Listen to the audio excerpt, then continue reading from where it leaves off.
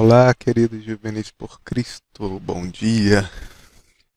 Hoje, dia 13 de setembro de 2020, mais um dia que Deus nos presenteou para a gente aprender um pouquinho da palavra deles, para a gente estar juntos, ainda que online. Vamos orar para iniciar esse momento? Senhor, nós te agradecemos por tua graça e misericórdia em nossas vidas. Obrigado, Pai, pela vida dos juvenis por Cristo, Senhor Deus. Cada um desses foi escolhido por Ti, Senhor Deus, para ouvir a Tua palavra no dia de hoje. Que a Tua bênção venha estar sobre nossas vidas. Que Teu Santo Espírito nos ensine a cada dia a vivermos como verdadeiros discípulos de Cristo. Em nome de Cristo Jesus, oramos e te agradecemos. Amém, Pai. Então, vamos começar a nossa aula e hoje nós vamos aprender sobre a carta de Paulo a Tito. Carta que foi escrita por Paulo a Tito. Então, sobre o apóstolo Paulo, nós já ouvimos falar bastante. Mas quem é Tito? Vamos conhecer esse personagem importante da Bíblia? Paulo ele introduz a carta dessa forma: Tito, meu verdadeiro filho segundo a fé comum. Vemos isso lá no capítulo 1, no versículo 4. Deus ele usou a vida de Paulo e a pregação do Evangelho por meio de Paulo como um instrumento para alcançar Tito, como instrumento para que o Espírito Santo convertesse a Tito. Então Tito, ele era o que nós chamamos hoje em dia de filho na fé do apóstolo. E após essa conversão miraculosa de Tito, ele vem a se tornar companheiro de trabalho e sofrimento do apóstolo Paulo. Então ele se tornou um evangelista. O que ele como evangelista fazia? Ele cuidava, ele regava, na verdade, as igrejas plantadas pelos apóstolos e colocava em ordem aquilo que estava fora do lugar. Então a primeira menção que foi feita a Tito no Novo Testamento, ela está lá em Gálatas, no capítulo 2, versículo no capítulo 2, onde a gente encontra o seguinte, que ele era grego, ou seja, era um gentio. E aí a gente tem que lembrar que o apóstolo Paulo ele era o apóstolo dos gentios, exatamente isso. Então não sei se você já se deu conta disso, né? Mas uma coisa que é muito óbvia é que nos tempos do Antigo Testamento as coisas eram totalmente diferentes do que nós vivemos hoje, né? Então, se hoje a gente quer matar a saudade de alguém, a gente quer conversar com alguém, a gente quer saber como uma pessoa querida da gente está, nós pegamos o celular e mandamos uma mensagem de texto, ou mandamos uma mensagem pelo WhatsApp, ou ligamos. E outra coisa interessante também é que na situação que a gente está agora, de pandemia, e por isso a quarentena, vocês não podem ir às escolas. Então, alguns de vocês estão tendo aula online nesse período de quarentena. No caso da igreja, no caso do que a gente fala que é a igreja primitiva, o início da igreja cristã, não tinha mensagem de texto nem WhatsApp. Então, a forma de comunicação entre duas pessoas ou entre uma pessoa e um grupo, que no caso a gente vê no próprio Novo Testamento, eram mediante as cartas. E o ensino à distância, isso que é interessante, ele já existia e também era feito por cartas. Então, quem provavelmente levou um dado importante, né? As cartas de Paulo à igreja de Corinto foi o próprio Tito. Ele foi uma espécie de carteiro de Deus, por assim dizer. Então, agora que a gente já viu um pouquinho de quem era Tito, de que era uma pessoa engajada no trabalho de Jesus Cristo na vida das igrejas, a gente pode pensar, bem, a gente já conhece a Tito. Mas o que estava acontecendo para que o apóstolo Paulo enviasse aquela carta a ele? Então, Paulo tinha deixado Tito na ilha de Creta para cuidar daquela igreja local. Ele escreveu aquela carta enquanto estava na Macedônia, e justamente porque Tito já tinha trabalhado com ele nas cidades de Éfeso e Corinto, como a gente acabou de mencionar. Então, assim como fez com Timóteo, o apóstolo deu instruções detalhadas a Tito sobre a organização da igreja, sobre os deveres e qualificações dos ministros, que eles deveriam ser irrepreensíveis, que eles não deveriam ser arrogantes, que eles deveriam ser hospitaleiros, que eles deveriam ser justos e fiéis à palavra de Deus. Então, Paulo, ele instrui Tito sobre como lidar com os problemas que estavam acontecendo naquela situação.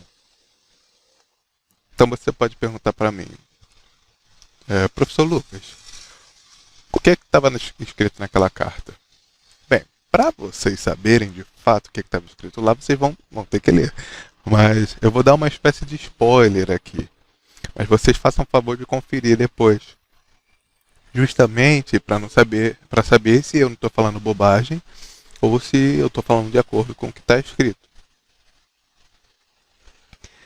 A situação de abertura, a carta ela se inicia da seguinte forma.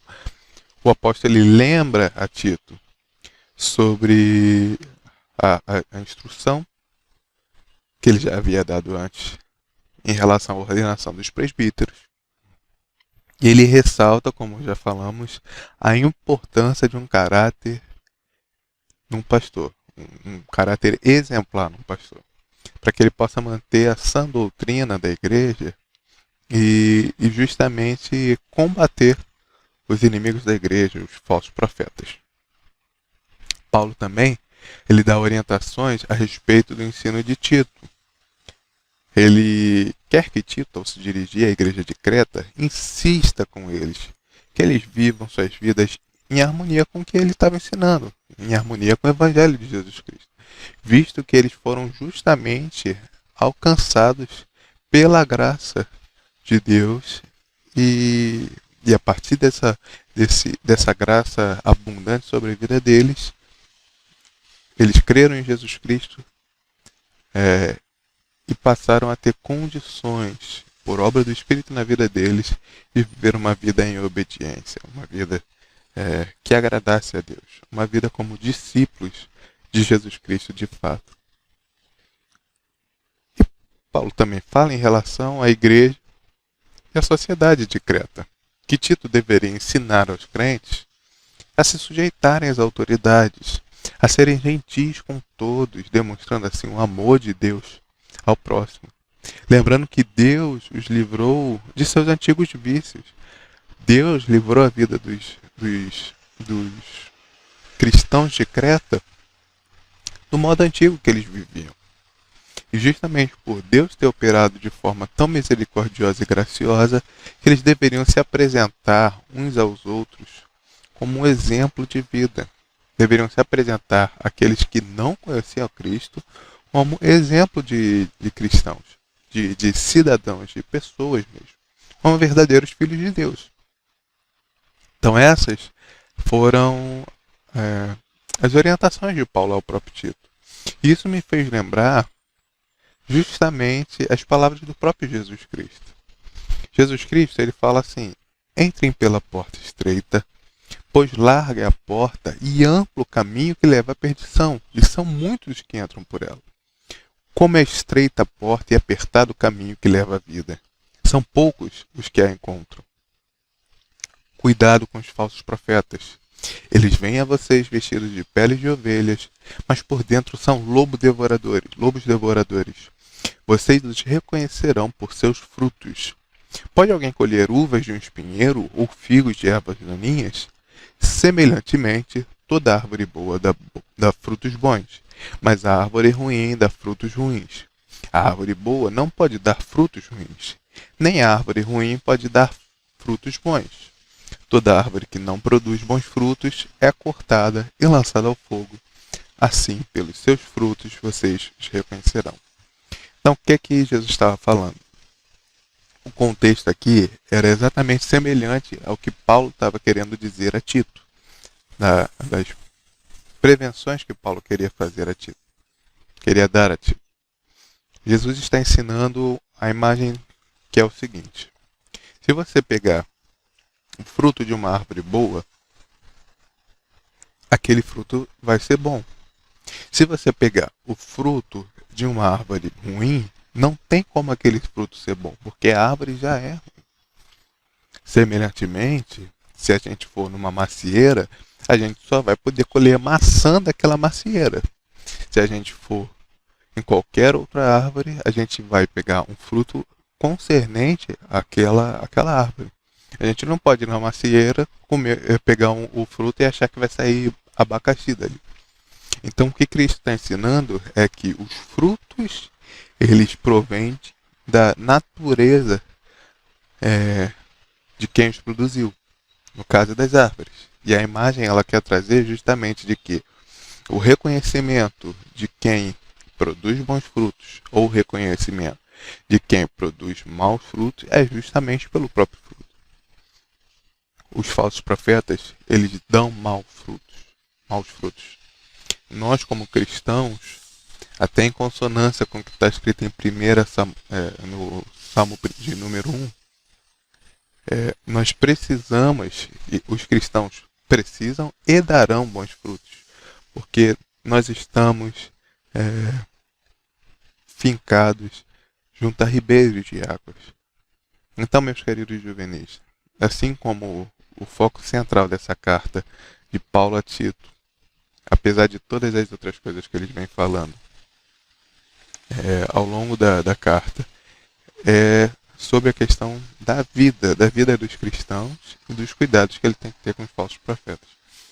Que o Espírito Santo de Deus, ele venha a nos ensinar a trabalhar em nossas vidas de forma que nós venhamos a produzir bons frutos, porque nós estamos firmados sobre a sua palavra. Vamos orar e agradecer a Deus. Senhor, nós te agradecemos. Nós te agradecemos, Senhor, porque o Senhor tem cuidado de nós. Toma a vida, Pai, dos juvenis por Cristo. Toma minha vida em tuas mãos, Pai. Que venhamos a produzir bons frutos, Pai, porque o Senhor, Pai, o Senhor opera. O Senhor começou a tua obra em nossas vidas, o Senhor terminará essa grande obra em nossas vidas. Fica conosco, Senhor Deus. Alcança nossos familiares que ainda não te conheçam. Alcança nossos coleguinhas que ainda não te conheçam, Senhor Deus. Guarda nossa mente e nosso coração em Ti. Em nome de Jesus que eu agradeço e peço. Amém. Fica com Deus.